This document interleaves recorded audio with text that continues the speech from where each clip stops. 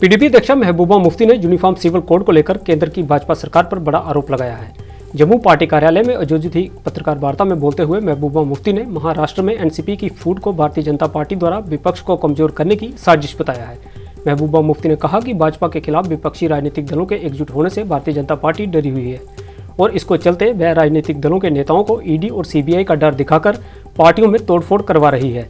महबूबा मुफ्ती ने कहा कि जिन नेताओं को भारतीय जनता पार्टी चोर कहती थी, आज उन्हीं के साथ वह सरकार चला रही है। वहीं पत्रकारों द्वारा यूनिफॉर्म सिविल कोड को लेकर पूछे सवाल पर बोलते हुए महबूबा मुफ्ती ने कहा कि देश में पहले से ही यूनिफॉर्म क्रिमिनल कोड है और फिर इस कानून की क्या फायदे हैं। उन्होंने कहा कि केंद्र सरकार इस कानून को लागू करने की बात करते हुए देश में महंगाई और बेरोजगारी जैसे मुद्दों से लोगों का ध्यान भटकाने में लगी है। अपोजिशन की यूनिटी है, उसी से घबरा के जो कुछ तोड़फोड़ हो रही है, ये तो उसी से घबरा के हो रही है। क्योंकि अपोजिशन अगर खाली बीजेपी का मुकाबला करना हो तो opposition it is 60 versus 64 versus 36%।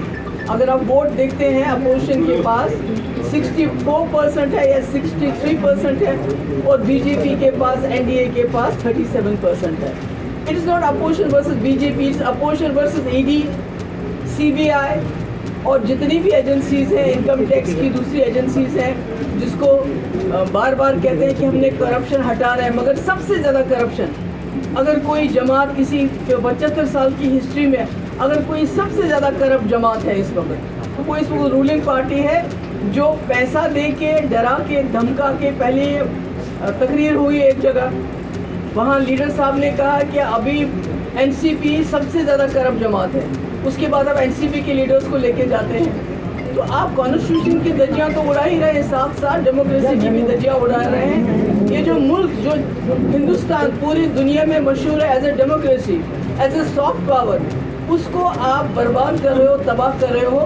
और अपोजिशन की यूनिटी इससे कम नहीं होगी बल्कि ज़्यादा बढ़ेगी। पहले मुझे ये समझाएंगे कि यूनिफॉर्म सिविल कोड किस कानून में ये यूनिफॉर्मिटी लाना चाहते हैं। Can you tell me that please? उसके बाद मैं आपके सवाल का जवाब दूँ। रिलीजन को लेकर भी नहीं, रिलीजन को लेके है क्या ये? Is it about religion? जो बीजेपी के मंत्री कह रहे हैं वो इसी तरह बीजेपी के। आप मुझे बताइए, आप एक जर्नलिस्ट हैं, आपने ये स्टडी किया है जो यूनिफॉर्म सिविल कोड की बात हो रही है, ये किस कानून की बात हो रही है?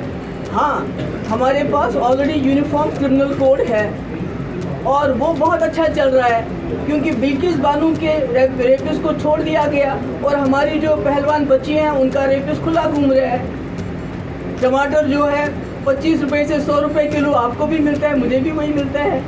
नौकरियाँ ना हिंदुओं को मिल रही है ना मुसलमान। दैट इज़ अ यूनिफॉर्मिटी जो इस कंट्री में इस वक्त। गैस की जो कीमत है 500 से 1200 हो गई है, वो यूनिफॉर्मिटी है।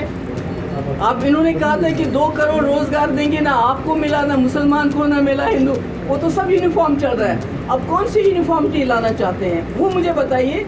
जब आप यूनिफॉर्म सिविल कोड से मुझे